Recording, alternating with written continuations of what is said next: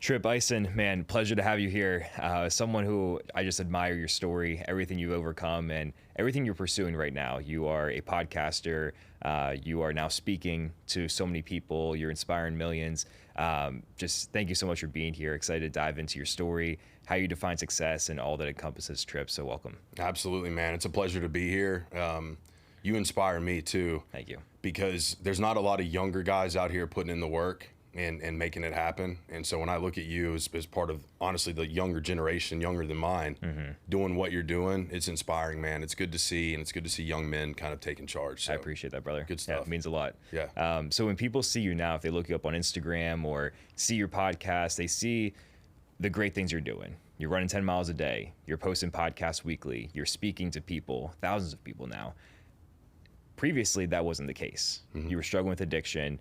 Let's walk back to that stage of your life when drugs and alcohol was a problem. What did life look like? So to kind of wrap it up in a way that's easy for the audience to understand and doesn't take 30 minutes, what it looked like was from the time I was 13 to 30, I never put together 30 days of sobriety. So started drinking at 13, drank specifically just alcohol all the way through college. When I got home from college, a lot of the people that I associated with before I'd left were into harder drugs, and I swore that I would never touch them. I'd never get there. But that's like I tell kids, you spend enough time in the wrong places. It doesn't matter how smart you are, how prayed up you are. Eventually you start to do the wrong things. And so I made some decisions and tried hard drugs for the first time. That was around 23, 24. And for the next 6 years, it was Thursday through Sunday, drugs and alcohol. And then Monday through Thursday, if you will, I couldn't do that because of my professional career. So I ate to cope with my feelings, my anxiety, my depression. Because people always ask, how, if you were addicted to cocaine, how are you 312 pounds?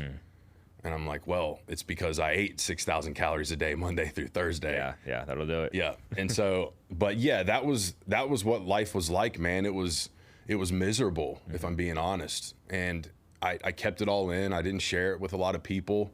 The last 4 months of my run in addiction, I was heavily suicidal, contemplating self-harm every single day. And I don't want to call it luck, but I had this moment in the mirror with God, and that changed everything. And so the person you see today is because of that moment in the mirror. Absolutely. And every morning I go look in the mirror and I have that moment. I refuse to not let that be a part of my life moving forward. But it was miserable. It's like a lot of the other addiction stories, man. No one on the outside can really understand what it's actually doing and what it feels like. On the outside, it just looks really selfish and really ignorant.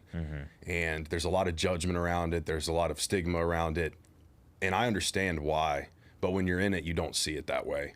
You're just trying to feel better. Yeah. And I think that in order to do that, sometimes even outside of addiction, you have to be a little selfish. But when you're addicted to a substance, it's going to look super selfish to the outside eye. Absolutely. Yeah. And also, I think everybody has their own addiction, because people might look at someone who has a drug addiction and think they're selfish, they're doing things that are tarnishing their life, but everybody is addicted to something. If you really break it down, it could be hard work, it could be a toxic relationship, it could be food or laziness. Yes, exactly. And if you really look into it, addiction, it just rewires your brain, and you're seeking that chemical reaction of hey, I feel this way because of this. And whether that's cocaine or laziness, we're all addicted to something. So I think for everyone listening to this, there's a good awakening moment of hey, do not judge the person that society deems as addictive, because you're probably addicted to something as well. Yeah, I couldn't agree more. And I tell kids and people that are struggling with addiction or newly into recovery, I'm like, look, you can make this your superpower. You can absolutely make addiction your superpower. If you look at some of the best business people in the world, they've overcome addictions. Michael Jordan, Kobe Bryant, they were addicts. Yep. Don't get it twisted. They were addicted, obsessed to their craft.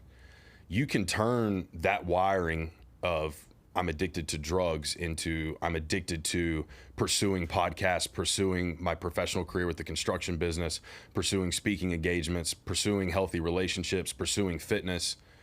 You just have to put it in the right direction. And I think that, to your point, the best thing we can do in order to break the stigma is to stop putting people in a box just because it's drugs. Yeah. Right? Understand that everyone's in that box on some level, but pushing them away isn't helping them. The real key to this whole thing is how do we rewrite or rewire that thinking in their brain and put it in the positive direction. Absolutely. Yeah. Walk us back to college, because you played D1 football. Yeah. Was addiction a problem back then? And how did you then go, hey, I'm now not a college student where drugs and alcohol are almost deemed as acceptable, to now I'm entering a professional career. Do I feel like I need to change things up? Am I still going down that path? What was that like? Yeah. So alcoholism was probably the biggest problem I had in college. It was binge drinking regularly, 3-4 nights a week. And I think that my prescription drug use also, I know it began in college, and it was Adderall. And so I abused the hell out of Adderall. And it was like, the more I took, the more I wanted, kind of thing. And I wanted to use it for everything. I wanted to use it to study. I wanted to use it to go to class. I wanted to use it to party. I wanted to use it in every avenue of my life because I genuinely thought it made me a better person. It made me perform better. And so I was struggling with both of those through college. And then getting out of college, I went through a massive identity crisis. Therapy for me, from the time I was 5 until I was 22, was football. Like, that's where I felt free. That's where, you could go hit somebody in the mouth and it wasn't a big deal. But, you get done playing sports, you can't just walk down the hall at Collective and truck somebody. You know what I mean? They're gonna get in trouble for that. Yeah. And so when you lose that outlet, that avenue, it creates a massive identity shift of like, oh, I've got a lot inside of me that I need to deal with. And unfortunately, the only thing that I'd prepared myself with at that transition point was partying. So I just dove deeper into that. It gave me the relief I was seeking. And like I said, it wasn't long after I got home, that's when the heavy drug addiction started. And so, yeah, I think the prescription drug part started in college, but I would say my alcoholism truly began in high school. Yeah. It tracks all the way back there. You had that conversation with God in the mirror. Walk us through what happened there. Yeah. Crazy moment, man. I get chills even thinking about it. But I had a couple buddies in town. One of them was playing for the Titans at the time. Another one's like in medical sales. And they're in the kitchen talking, and they're in for my birthday, like visiting me for my birthday. And they're in there talking about success, right? And they'd had a couple beers that day too, but they weren't like off the edge. You know what I mean? It was social for them, especially at that time. And so they're having that conversation, and I'm sitting on the couch in the other room, and I'm trying to find coke, trying to find drugs. And this is during COVID. So this is to date it is July of 2020. And I was in Atlanta at the time, and getting coke was like Uber Eats availability at that time during COVID. People would drop it off at the house. Like, you didn't have to go anywhere. You didn't have to do anything. Couldn't find it. And I'm listening to them have that conversation, and I'm over here trying to find dope, and it just clicks in my head like, bro, what are you doing? What are you, how is this life right now? You're getting ready to turn 30 tonight at midnight, and you're still living like you're 15. And I justified my whole life because I found massive success in my professional career. And I used that as a justification to keep being addicted. I was like, well, it can't be that bad if I'm doing so well in my professional career. Sure. But I had that moment, and something told me to go to the bathroom. I didn't like actively have to go to the bathroom, but something was like, go to the bathroom. So I go in the bathroom and I look in the mirror, and for the first time in my entire life, like, I actually look in the mirror. It wasn't like, let me check my hair, let me check my fit. It was like, in my eyes, I looked into my soul, and it broke me. Physically, emotionally, spiritually, mentally, all of it. Like, it shattered me. And like I'd said, up until that point, those 4 months leading up to that moment, I'd been suicidal. So I knew how it was going to end, right? Or how it would end if I continued. And I just had this thing come over me in that moment. And I said it out loud to God. And I just said, I'm ready if you're ready. And I shared that part of the story because people need to understand you don't need to sound like Joel Osteen for God to hear you. Sure. Yeah. Just talk to him. Just say whatever's going on. He'll hear you. If you're talking to him, he'll hear you. Don't let that part go over your head. But if you're not talking to him, he ain't gonna hear you. So I said, I'm ready if you're ready. And I made a deal with God right there in the mirror. I was like, I'm not gonna die of drugs, alcohol, or suicide, but I'm gonna push everything else to the absolute max. You take me when you're ready, I'm at peace with it. And that night, I was 312 pounds, addicted to cocaine, full-blown alcoholic, had an eating disorder.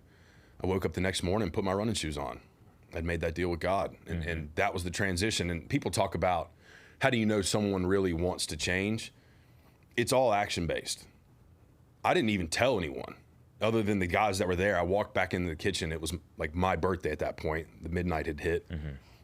And I was just like, I'm done drinking. I'm good. And it was something about the way I said it. They just looked at me and they were like, all right, man. Oh, shit. Yeah. It's real. It was real. And so I went to bed, woke up the next morning, and I never looked back. Like they said, you need to do 30 meetings in 30 days. I was like, no, I told God, all in. So it was 90 meetings in 30 days. Wow. And I ended up doing 3 meetings a day for the first 9 months. Like I went all in. And I ran every single day, and I ate healthy, and I listened to God. That's the other thing I tell people. When you're connected in that way, you can hear everything. And sometimes the things he's telling you is not what you want to hear. It can be terrifying, but if you lean into that, you will be free. And that's what happened with me, man. I 45 days after getting sober, I quit my career that I made crazy money, super successful, but it didn't fit my path anymore. So I walked in and quit. Didn't even have a job to back it up. Left Atlanta, moved to Austin, no job, living in an apartment, paying it on credit cards, no money, nothing. But I was okay. I fell off a deck, broke my ribs and my hip. Didn't care. It's like, oh, all right, God, what are we doing? And then that's where the Ironman journey starts and all that, because I was watching YouTube at a buddy's house and seen Nick Bear training for an Ironman. I was like, dude, if this guy can do it, I know I can smoke this. Right. And that kicked that off. But it was always all in from moment one. And people ask, how do you know? You can see it. They don't have to tell you. If you go to my Instagram every single morning, I promise you, you're going to see my miles. Like, go ahead. Yeah, check it out. I see it. Because but I don't have to say anything. Yep. It's just, here it is. Here it is. And the reason people ask why I punish myself that way, I'll keep it real, like blunt and to the point. I humble myself so God doesn't have to. And God has humbled me recently in a big way. And he's taught me some lessons recently that I did not want to learn, especially the way that he taught me. But he gave me a million opportunities to learn these lessons before now, and I didn't listen. Yeah. So he humbled me. And the blessing in that is so beautiful, but it's also a reminder. Again, when God's talking to you, listen. And I know talk a lot about God. God is my faith, but I don't judge anyone else's higher power. Whatever it is, that's fantastic. Just understand you're not God. Yep. That's the big message. It doesn't have to be, I don't care if you believe a man, a woman, a universe, a doorknob, whatever. But just understand that you're not it. And I think that will help so many people in life, because what it really is the shedding of an ego. So yeah. That's also profound. I appreciate you sharing that. And going back to that night in the bathroom, it's crazy because, like, no matter what your walk of faith is or how close you are with God, it seems like, hey, when you're in the darkest moment or you actually need the help, like, he will be there for you. And sometimes it takes that calling, that message to say, hey, go do this right now, or else it's going to go differently. And you walk to that bathroom, you have that conversation. What was your faith like before then? Were you a believer? Were you praying? Like, what was that like before God spoke to you? Great question. I attribute my faith to my stepdad. His name's Tim, and he came into my life when I was 10. Before that, my mom took me to church, did all that. But Tim gave me something that saved my life that night, from the time I was 10 years old until I was 30 years old. And it was anytime I called him with a challenge or a problem, he's a big man of faith, but he never once was like, it's because you're not believing in God or you're not close to God. He would never say that. He would always just say, hey, let's just pray about it. And that night, when I had nowhere else to turn, that's the only piece of information my brain had, was like, let's just pray about it. Let's talk to God about it. And so I was a believer, but I wasn't a believer. You feel me? Like it was like I knew there was a God always. And I was scared of God always. But it wasn't until that moment that I was willing to kind of say, like, God is my savior. Yeah. Jesus is my savior. This is my path. And I don't care who knows it, that my life would change. Because there's a big difference in keeping your faith to yourself and then using your testimony to help others. And I think once you take that leap, you take that step and you acknowledge, like, hey, I'm here because God, like, there's no other reason. I think your life starts to shift. So I would say I was a believer, but I didn't believe. And then after that night in the mirror, everything changed. So. Yeah. You bring up a good point about your prayer that night too. Whereas you don't need the perfect prayer. You don't need to be a preacher you see on YouTube that has the perfect words to say. I was going through Matthew the other night, and it literally tells you how to pray. And there's something along the lines that says, like, if you're praying, you don't need to seek for the perfect prayer. Just start talking, because God already knows what you're going to ask for. It's like, just start. Yeah. It doesn't need to be perfect. He knows everything. So I think that's like the situation you're in. You're like, I completely surrender. I don't know exactly what path I need to go down. I don't know what you need me to do, but I surrender. I need you to hear that. I need you to understand my acceptance, and let's go. Yeah. Yeah, it was real simple for me in that way. It was, you lay the path out and I'll demolish it, whatever it is. And if I screw it up bad enough, just kill me. And I'm still at peace with that this day. Like, I'm not afraid of death. I have fears around other things, but death specifically doesn't hit me like that anymore. I was such a terrified individual of everything before I got sober and started working on myself. And I still have fears today, but it's nothing like it was. And surrender is a big piece of that. Like, worrying, my buddy Brett, I have a call with him usually every morning. This morning we had a conversation, and he's like, I have this thing I've been telling myself that, and it's just these 3 words, but it's worrying is ungodly. And that just resonated with me on such a deep level, because it's true. If you have faith, it don't matter. Yeah. It doesn't matter. And that's hard when you're in it. Like, when you're in the trenches, that's a hard place to get to. But if you can just get close to it, you're going to be a lot better off. Yeah. What was that next morning like? You put on your running shoes. How far did you go? What did your body feel like? Your mind feel like? So I set a goal to go run 1 mile. And I'm like, former D1 athlete, like, bro, I can run a mile. I made it a quarter mile, had to start walking. And then I walked for a minute, and I started running again. And I did this until I finished the mile. And it was 16 minutes and 37 seconds. And I still have the file saved in my phone. I look at it all the time. And I didn't care. I had a benchmark. I was like, all right, well, I can show up tomorrow and beat that. And I can keep doing that and keep doing that. And if I can't beat that time tomorrow, then I'll just go further and I'll beat my distance. So that's how my running career began. It was like, I needed to get it faster or further, which eventually that runs into a dangerous place. But early on, So much progress to be made. You can do it. You're fine. So yeah, it was miserable though. Like, it broke me off. And to tell you, like, I was so, like, I don't know if inspired's the right word. I felt so elated to have accomplished something and burnt some calories that I was like, man, I've earned a cheat meal. Right. And so, like, I had like a double cheeseburger or whatever. Like, that's what I wanted. And I didn't even finish it though. Because I was like, no, wait. That's not all in. All in looks like grilled chicken and Brussels sprouts for you, bro. Yep. And so in that first day, my diet changed too. And I went all in on my nutrition. And I probably did it in an unhealthy way. I mean, I'd end up losing 107 pounds in 14 months, which is a lot Incredible. To lose in that amount of time. And so I don't advise that for anyone. There's much healthier and better ways to do it. But, like, again, if you're all in, it doesn't matter how you get there. It's just get there. Yeah. So why was running the avenue for you? Why was it not lifting or biking or walking? Like, why did you choose running? So growing up in sports, if you made a mistake in practice or a game, you got punished by running. Yep.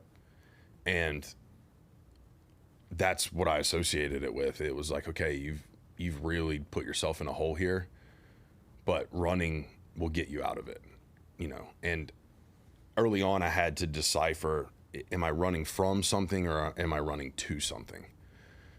And I think people get into that space, and it can be really dangerous if you're running from something. Like if I have to go run to be okay, there's something going on there.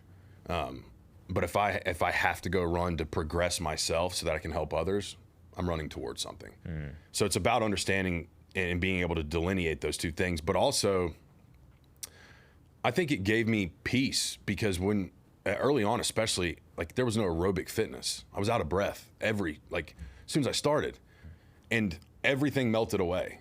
Like when you're out of breath like that and your body's hurting, you're not worried about if you're going to make this bill on time, you know, or what so-and-so said on social media. Like you completely remove yourself from that space. It's similar to the cold plunge. The cold plunge still gives me that, because it's really the only thing that'll shock me enough where it's like, okay, what's important right now? Okay, don't freeze to death. Okay, like I should be focusing on getting closer to God, growing my podcast. I need to reach out to these guests. But it's none of the things that don't matter, right? So that's why I got into running, and that's the same reason I do what I do today, is I have to find time for myself to kind of eliminate those distractions, because that's really what they are. But running was the first tool that I knew that would give me that. So that's where I leaned. Yeah, absolutely. Do you listen to music, or you silence? This is a great question. I have a rule. If I'm struggling, like mentally, emotionally, no music. Okay. I got to lean into it. If I'm feeling great and I'm happy and I'm in a great mood, like this morning, I was just like, this is freaking awesome. I'm pumped.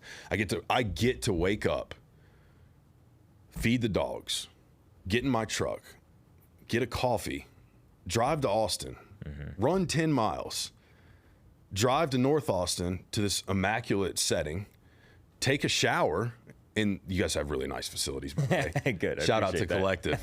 And then come on a podcast with you, right? So I was pumped. I'm like, I never dreamed of this 4.5 years ago. This was even like not even close to my radar.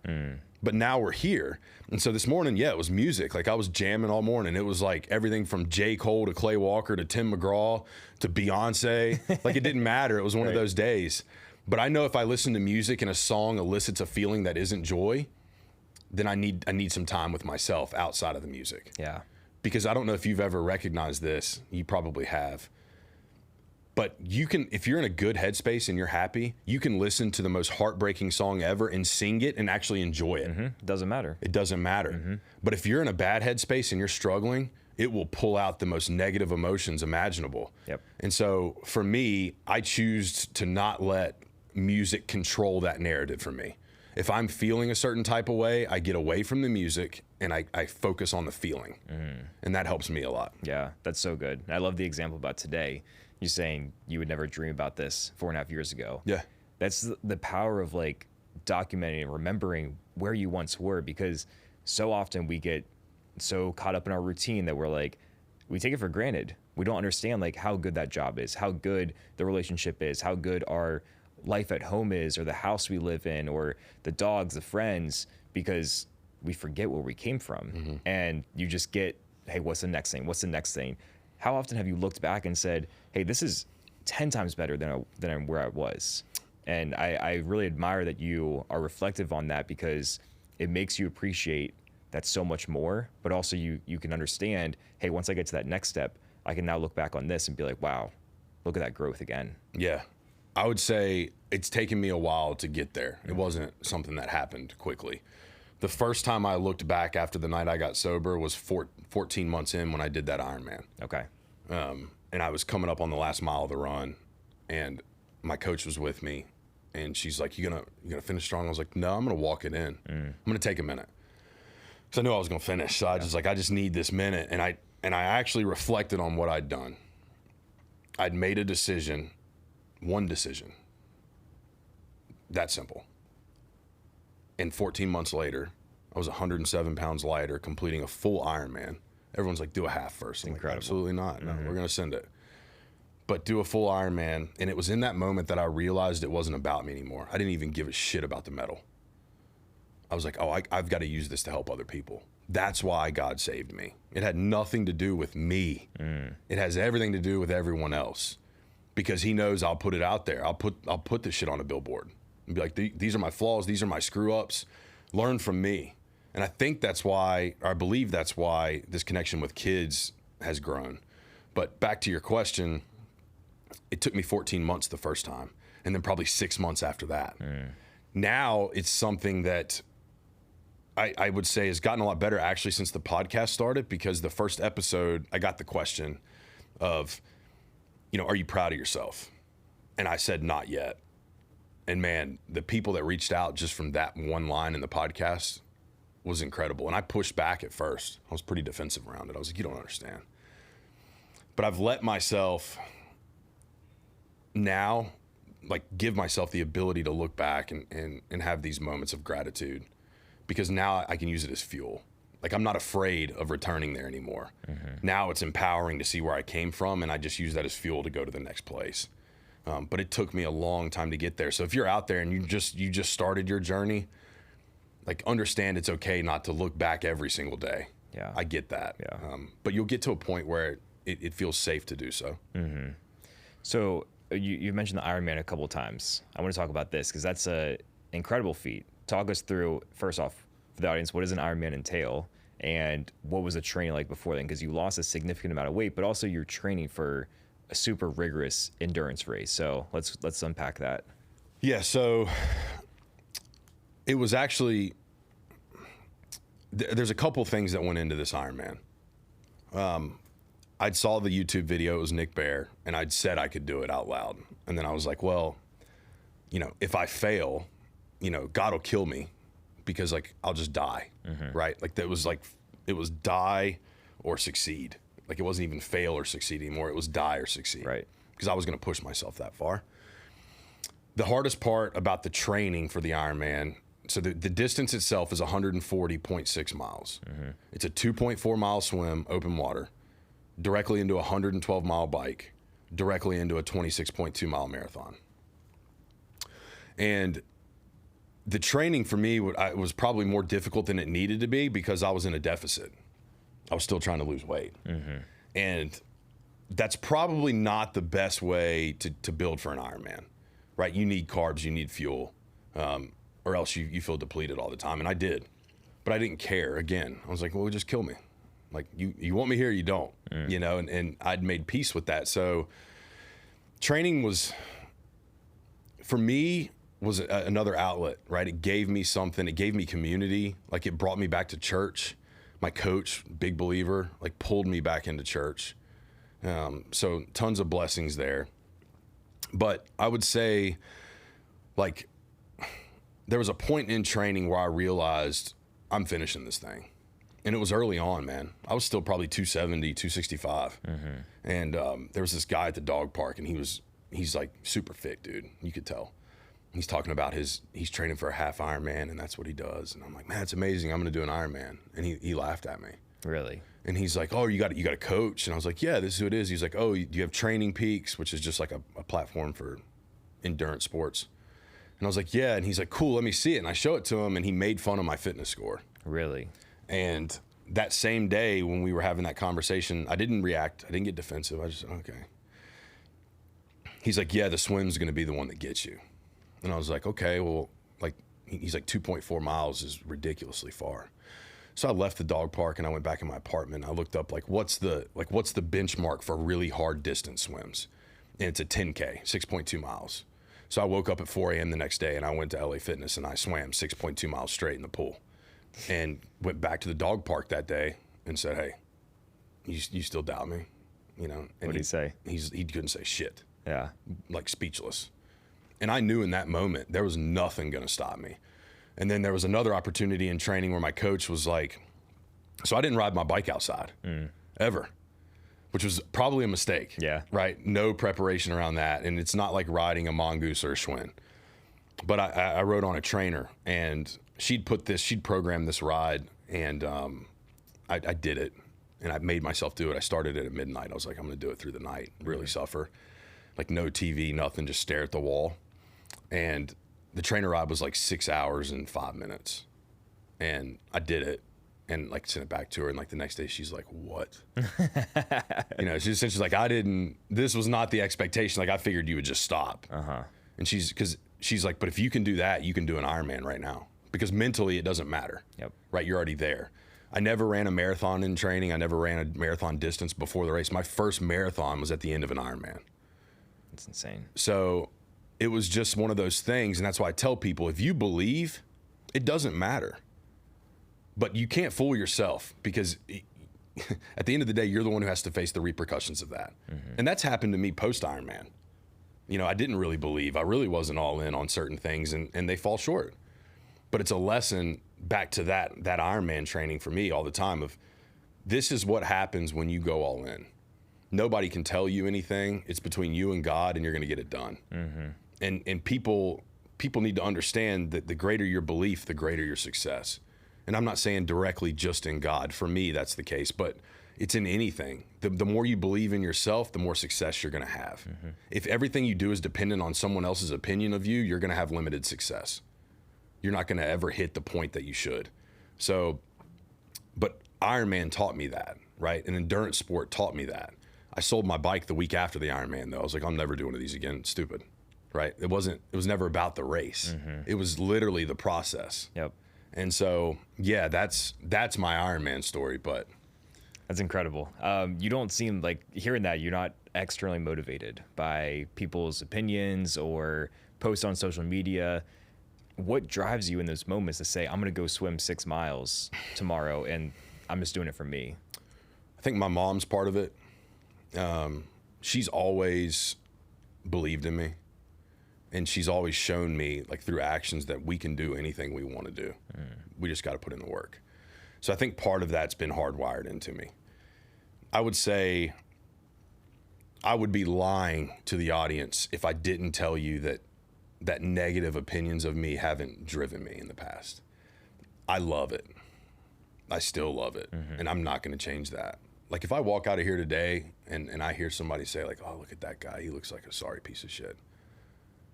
Just wait. It's coming. You know what I mean? I don't even have to pursue it anymore. You're gonna run into my page eventually and be like, oh my God.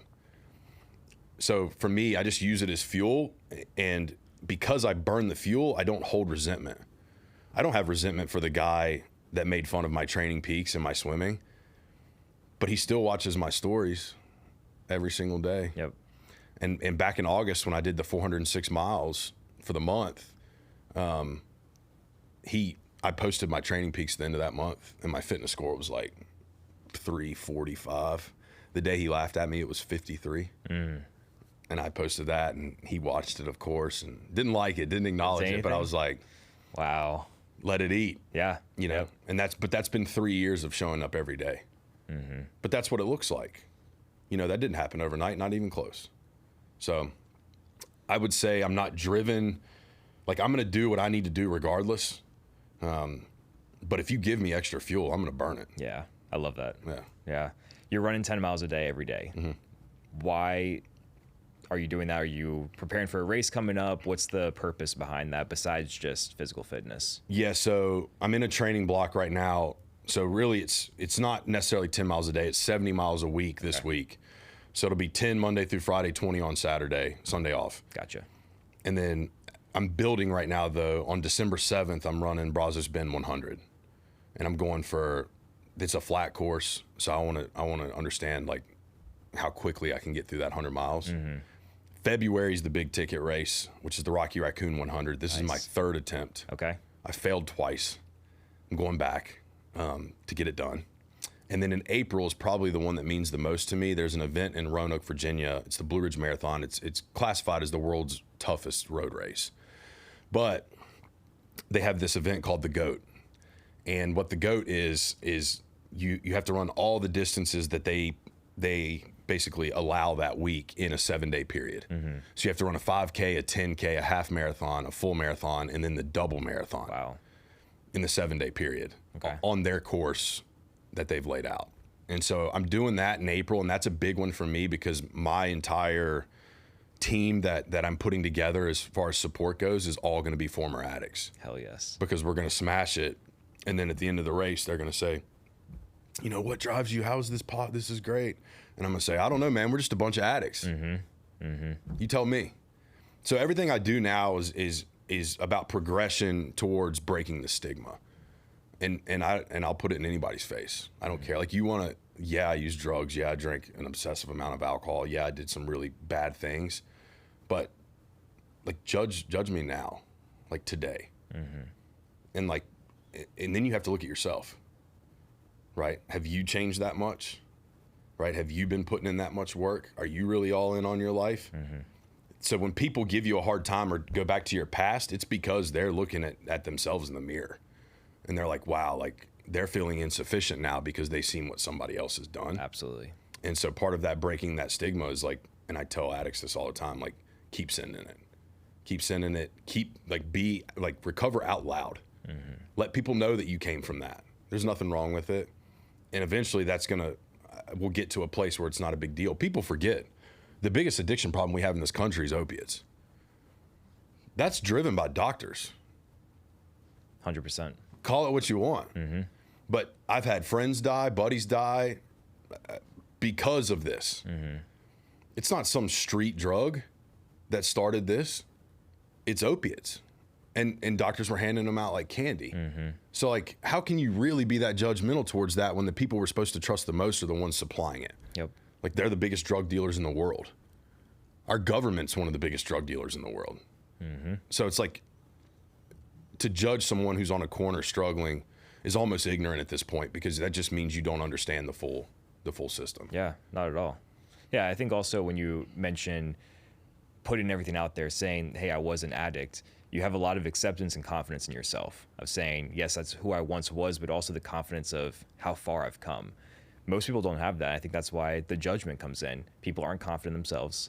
They can't accept where they are in life. They fall back on, oh yeah, but this is my job, or oh yeah, but this is what I drive. No, like, what truly inspires you? What lights you up? What do you do on a daily basis? What do you do outside of work? Are you running races? Are you trying to improve your walk with God? Like, probably not. And that's where a lot of people struggle, because they're not comfortable in their own skin, and they judge others because of it. For sure. And I tell people, everyone can change, but not everyone wants to. Yep. Right? It's possible. I left all my posts up on my Instagram on purpose. And it's so somebody that's struggling can find themselves in my story and be like, shit, okay. If I go, like, if this is where I'm at in the journey, I can still end up where he's at today. I just have to do the right things today. But I see a lot of people that when they're building their platforms and all this, they clear out all the stuff that they find or deem to be embarrassing. Yep. And for me, that's just as important. Like, I was that. I did live there. But don't tell me people can't change. You're talking to the wrong guy. You know, and I know tons of people that have made it happen. So, you know, I think that's also a cop-out for people. Yeah. Maybe they don't want to, but people can. Yeah. And also, if they want to change, like, show the actions. Yeah. It's one thing to put out there and say, hey, I'm going to go do this, or I'm going to change this about myself. And then you see them doing the bad habit again. Like, yeah. Literally, that's how you determine how badly someone wants it, if they take the action. Look at you, for example. You want to go race in an Ironman and you go swim 6 miles. Like, that is not just talking about it, it's being about it. Yeah. It's so easy to post the motivational quote, to post the Bible verse, to say, here's a race I signed up for. And everybody's going to like it. Everybody's going to react. Everybody's going to say, oh, wow, Trip, Matt, you're doing amazing. The next day, you're sleeping in. The next day, you're not getting into that same Bible verse. You're not training for that race. You don't post it. Right. Nobody knows. Right. But now you're not showing up as a better man because you are just talking about it. You're not actually walking the walk. For sure. And I tell kids that when I go talk to them, social media is like 90% fake. Yep. Like, don't compare yourself to anything on there. Unless you find a page where somebody's literally talking about their struggle and then how they're overcoming it, then, you know, follow that. Be led by that. But it's the same as if some people only want to talk about the negative. That's just as bad as the people that only want to talk about the positive. That's not life. It shouldn't be, right? So, like, there's people that have gotten famous off of creating reels around just negativity and celebrating it and then calling it, like, helpful. Yep. And it's like, I don't I don't get that, right? And then there's also people that promote nothing but positivity, and that's great. Like, I'm sure people need it at times, but it's not real life. Like, I want to see the guy who like gets on his camera and he's emotional, and he's the guy that's running 15, 20 miles a day, and everyone admires him, and he gets on there and he's like, man, I failed today. I came up short, and this is why. I can relate to that guy because that's me. You know, I'm going to fall short. If you're pushing yourself hard enough, it's bound to happen. That's how you know you're in the right place, though. Yep. If you're accomplishing everything that you set out to do, I hate to break it to people, but you're not doing enough. That's just how it looks. So, you know, I think there's a lot of lessons to be learned in that, but yeah. Yeah, it's a dangerous road for a lot of people. They think they're just doing great, but they're just getting by, and they seek too much of the approval and Instagram and everything. I love how you're switching your messaging to now the youth. So a few weeks ago, we're lining this podcast up and you're like, hey, I'm going to go on a speaking tour. You go back to your hometown and you start speaking to high schools and schools in the area, right? So, and you said to me today, it started as I'm going to talk to a PE class. And then you get an opportunity to speak in front of 1,200 people. Why did you want to go and speak to the youth, but also what was that messaging like on that tour? It feels like a calling. It feels like something God wants me to do. So it started off, like you said, with like 1 or 2 health or PE classes. And now it's grown to this thing where it's like, well, he can do the entire school at once. So like, let's just do it that way. We'll bring everybody to the gym. We'll shut it down. But this is a good message for people out there that are starting something. Understand that you're like, that probably happened sooner than most stories, right? To get to 1,200 people at one time. Like, it was a pretty quick turnaround. And so I feel fortunate for that. I feel blessed for that. I don't think it was anything that I did. And every speech I give before I start, I say to God, just speak through me. Whatever you want to come out, that's what we're going to say. And so the message actually changes every speech. Like, I don't tell the same story. There's similarities for sure, but it's never the exact same story. I look at the kids and try to figure out what they're dealing with. And I think God's given me that gift. You know, if early on I ask them about divorce and a lot of hands go up, then I'm going to spend some more time talking about like how important it is to understand what you're actually going through with that. If it's substance abuse, then we talk about that. If it's alcoholism, we talk about that. If the kids want to hear more about the athletic side of the career, then we talk about that. So I think I focus on whatever the audience I feel is in need of, which sounds like egotistical, but like I feel like that's my gift. So I would say that's my focus. But I never thought I'd speak to 1,200 people at once. Like, it was never my intent. And I still, like, I get the question now from schools. So they'll be like, what's your fee? And I made a deal with myself early on. No matter how big this gets, I'll never, ever, ever charge a public school system for me to come speak. Good for you. Never. I don't care how big this gets. That'll never happen. And it's because where I come from, public school systems they're not built by money. No. There's just not a lot there. So you want me to take money? No, I want to help kids. Like, I can get money. You know what I mean? I can find money. But if the limiting factor for me being able to reach the youth is money, that ain't ever going to happen. So now if I get an opportunity to go speak at a university or a corporate event or something like that, like, yeah, I'm going to bill you. Yeah. But for kids, absolutely not. I want to be that guy 10 years from now that's got 5 million followers that pops up to his high school and hangs out with the kids, because the youth is who's going to change all this. Like, they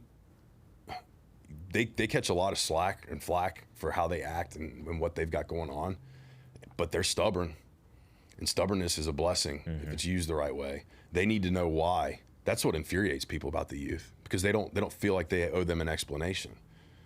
But I think it's amazing that they want to know why. I think it's amazing they want to know the details and the intricacies of things. And so I feel deeply connected to the youth because I feel like there's still a chance, to get to them before they run down the path that I ran down. Yep. And I think the other thing that connects with the youth is they have teachers and administrators that teach them about substance abuse. But to have someone walk in there covered in tattoos and tell you the story of what it's really like connects on a deeper level. Yeah. So that's why it's been so big for me. And I'm flying back in November because it's like literally as soon as I got home, it was like I started getting DMs from guidance counselors at this school. And then the lady that I work with up there got me another connection yesterday for the biggest high school in the Valley. And so I'm just going to keep doing it. And as long as it's public schools and it's the youth, like, it's free. So good for you. That's amazing. I also want to challenge you on, you said it might have been a little bit quicker than most to go from a class to an entire school. Even if that span was a couple of weeks, listen, you spent your whole life in your story. You've done how many episodes of your podcast? Today's number 19. Like, come on. Yeah. Like, you're living this. It's one thing for someone to prepare for like a student or a school presentation and study hours and regurgitate information, something they're not passionate about, something they don't have experience in, they haven't lived. It needs to be word for word. They're looking at their notes to make sure everything's right. If you're talking about your story, you don't need to prepare. No. It's just that you're living it. Yeah. Unless you're lying, like, you're living that story. And your podcast, I mean, you have speaking experience. So I just want to say, like, for your confidence in how far you can take this thing, you're right where you need to be, and you can take this as far as you want. For sure. And I agree. I try to say those things to keep myself in check sometimes, but I agree with you. Yeah. And I appreciate you saying that. It's real. I think it does throw people off, though, because there are no notes. You don't need them. No. And people ask, like, were you nervous? I'm like, not really, because I'm just telling you what happened. And I'm telling you what not to do based on my life experience. So none of it is like, I didn't have to create anything, right? It was created all those years I was living it. And so I just have to essentially tell that story, and that's it. And that's what people want to hear. But, like, yeah, I think it is kind of funny. Like, there is no notes. Like, when I do the screens for the kids, it's just pictures. And I'm like, this is where I'm at in this point of life. And I think they resonate with that because they also know, like, okay, this dude's real. Like, he's not stumbling over his words. He's telling us exactly how it is. He's using bad words like cocaine and suicide and, you know, telling us, like, really embarrassing stuff. Kids know when it's bullshit.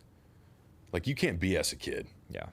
And I think that's where we've went wrong for a long time, is like, even with divorce, thinking that, like, we can BS children and it's not going to impact them. No, it's going to frustrate them because they know you're lying. And so it's the same concept. So I don't know, man. I genuinely think that part of my life is my calling, and it's to connect with the youth. I love that. And even if you touch one person, Yeah. that's one person you could have saved their life. What's the ripple effect?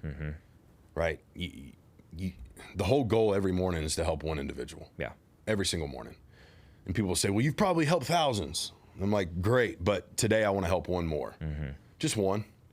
I don't have some crazy goal, like I need to help 7, you know? I just want to help one, because it's the same thing as building for an Ironman. It's the same thing as building for an ultra. It's the same thing as building a business. Just take the next step.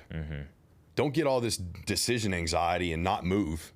Just take the next step and keep doing it day after day after day after day. And then you can look back, like we're talking about, and be like, holy shit, we've made a difference. And so I try to approach all those things the same way. Yeah. Was there someone, when you started your journey running and overcoming addiction, that you looked up to that helped inspire you? David Goggins. Yeah. I read Can't Hurt Me early on. And the first challenge I ever did, I got it tattooed on my arm. But the first thing I ever did in that journey, he was talking about this 4x4 by 48 challenge. And so I was like, well, I can do that, you know, and I did it. But it broke me in a way I'd never been broken before. But I had that experience he talks about in his book where he's laying in the bathtub and they're like, we got to get you to the hospital. And he's like, no, just let me sit in this. Yep. That happened to me. And I know what that feels like. And damn, it's a good feeling. That's accomplishment. Yeah. And so I would say David Goggins was big for me. My mom was a point of inspiration. But as far as, like, to be really blunt about it, as far as somebody that was in the recovery community, that their fitness, professional, all these goals aligned with where I wanted to go, I didn't look to anyone because I wanted more. Yeah. And now looking back, that sounds crazy, but now looking back, like, a good example would be like a Rich Roll. Like, his story and what he's overcome and what he is now, I would say, is probably someone I would have leaned into heavily at that point in my life, because I do now. But at that point, it was just like, okay, Goggins is giving me something I can use, so I'm gonna keep diving into this. So he was probably the one I looked to the most. I love that. And one thing you're working towards now is open up recovery centers, right? Talk us through the goal there. You want one in Austin, one back in your hometown. Yep. What does that look like, and how is it going to be different than the current recovery situation in the U.S.? Yeah, I'm gonna catch flack for this. This probably make you go viral, but most of the recovery centers in the U.S. are failing people, and it's because the way they prioritize their finances. Like, call it what you want, but it's probably 30 grand for 30 days in the U.S. to go to rehab. Okay, and people are willing to pay that, right? Or insurance companies or whoever. But how much of that's going into the addict? And how much of that's going into somebody's pocket? I never got into this for money. So if you tell me if I spend $29,999 on this person and they'll never come back, then I'm going to do that. Give me $1. That's fine. That's enough to keep the doors open. I'll find a way to make money. The real goal is to help people. I don't want return customers, but that's what our system has right now. Most people go back. Yeah. And again and again and again and again. Set up for failure. It's because they give them a way to stay sober then. And they say they try to give them the tools to get sober afterwards, but like, why don't you have trade schools and recovery centers? Why don't you have the best possible therapist in recovery centers? Why don't you have the best possible personal trainers in recovery centers? The best possible nutritionist? And they'll say, oh, it's money related. No, it's because someone is greedy. I have no problem paying all those people, top of the line, because I don't want return customers. I really want to make an impact, making a difference. And it's got to be so disheartening for families to send someone to rehab. Like, finally, someone's like, I'll go get help. And they send them to this rehab facility, and then they get out that night and they relapse. You mean to tell me they did their job? Absolutely not. You're full of shit, right? And so for me, my whole goal is figure out a way to put as much money as possible back into the addicts so that they don't come back. And so I think that's gonna break the mold a little bit. And I think that the other thing that's different is I have more of a holistic approach with a lot of things. Like, I love the plunge, the sauna, the meditation, the exercise, the massage therapy, like anything like that, acupuncture. I lean more that way. If I have to get on a drug to get off a drug, then what the hell are we doing? Yeah. I'm good on that. Yeah. Like, I'm not promoting that message. And so I'm like, we got to get to a point where we want to fix the issue. And the issue's deeper than the substance, because it'll just be something else. So that's the primary focus for that. But the goal is to open one in Austin and one in Roanoke, Virginia. And I would like to split my time between those two places, because I have a deep love for back home, a deep love. It's an amazing place. It's beautiful. People are salt of the earth, but the stigma there is much bigger than it is here. Really? Bad. Yeah. I mean, everyone's like, oh, that guy's an addict. Like, look at the guy on the corner. He's on drugs.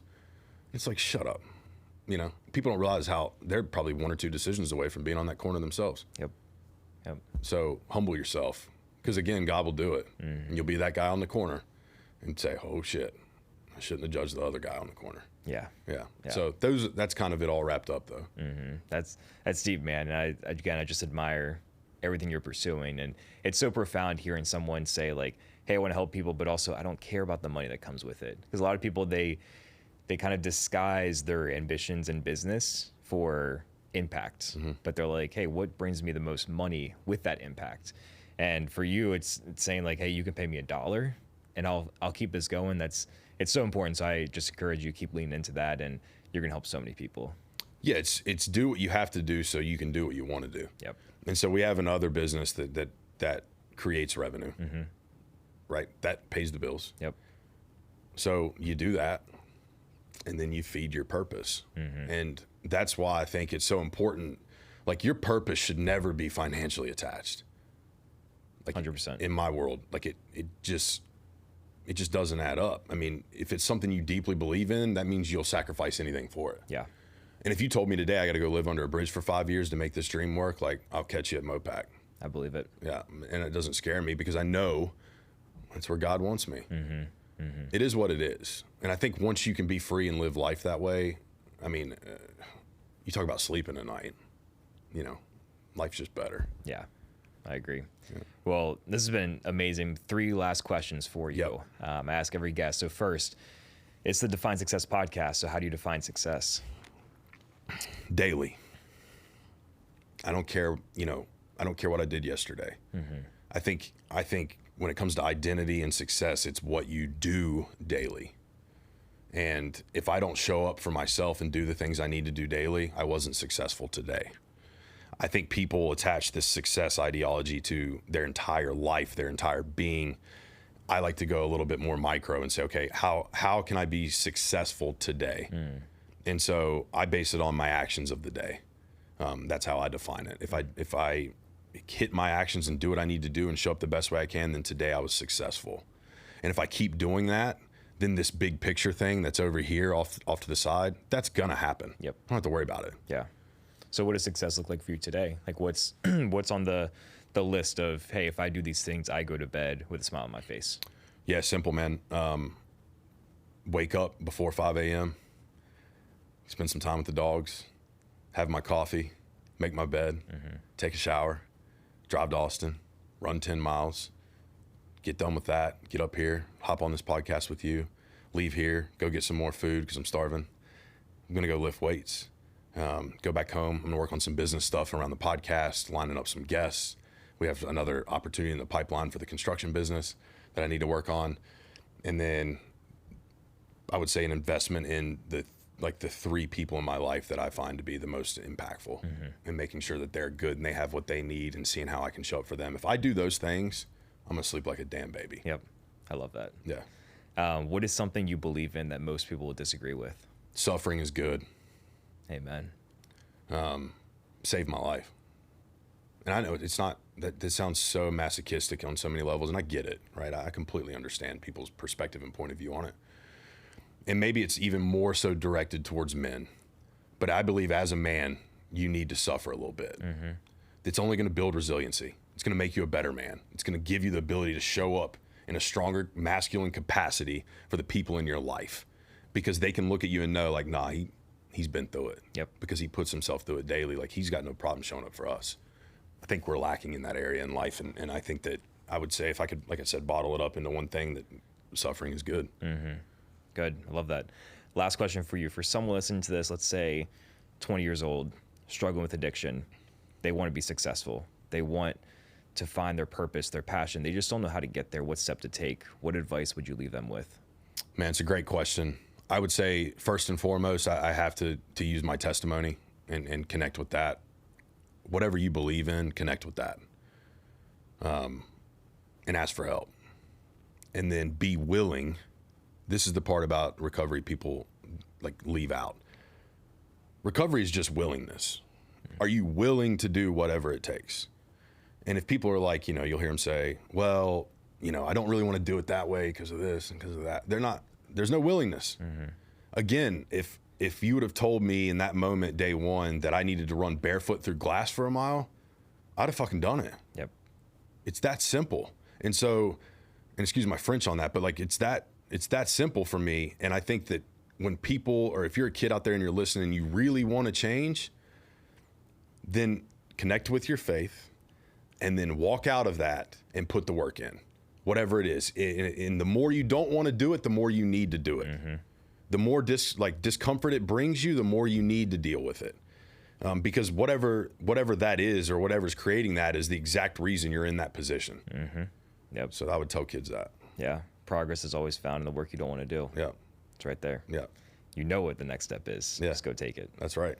Trip, this has been fantastic. Before we let you go, plug the podcast, socials. I know you got some merch coming out. You run a challenge as well. So if you want to plug that, I know you and your buddies run that on your Instagram quite a bit. So let's bring some awareness to everything you have going on. Amazing. Yeah, man. I appreciate the opportunity and platform to do that. Podcast is called Ain't Dead Yet Podcast. It is on YouTube, Spotify, Apple. We're 19 episodes in. The goal of that podcast is to bring guests in that want to share their deepest, darkest times of their life and how they've created success out of that. And it's just to show people they're not alone. And so we're trying to break stigmas around abuse, alcoholism, addiction, sex addiction, gambling addiction, eating disorders, whatever. like anything people don't want to talk about, that's what we want to bring to the table. So that's the goal of that podcast. The Instagram is at ADYATX. And then the 30-day challenge that resets on the first of every month is 11 daily principles. And so it's honestly derived from something like 75 Hard, which I know you're familiar with. But it's 11 daily principles on changing your life in 30 days. And it will 100%, I can guarantee you, if you do those 11 things every single day, your life will change. You will look back in 30 days and be like, oh my God. And it becomes obsessive because you're like, let's do it again. Let's do it again. Yeah. And so that's what the 30-day challenge is. But I will say, like, the three probably most impactful parts of those 11 daily principles: one is connect with your faith every single day. Two is journal one word in the morning and the evening before you go to bed, and that word has to be a feeling. And I would say the third most important thing, and this is specifically for young men out there, if you're listening, it is a problem: stop masturbating and watching porn. Yep. If you do that for 30 days, I promise you, whatever arena you're in, you're going to own it. 100%. There's a different aura around a person that's abstaining from those things. And so those are probably the three biggest parts of it, but there's also other really, I would say, fantastic principles that are in there. But those are the three that really like hit me to hammer home. Amazing. Brother, I appreciate you. Yeah. I appreciate all your time, all the value you provided, and excited to see you keep crushing, and we'll do this again soon. Absolutely, brother. Thank you so much. Absolutely.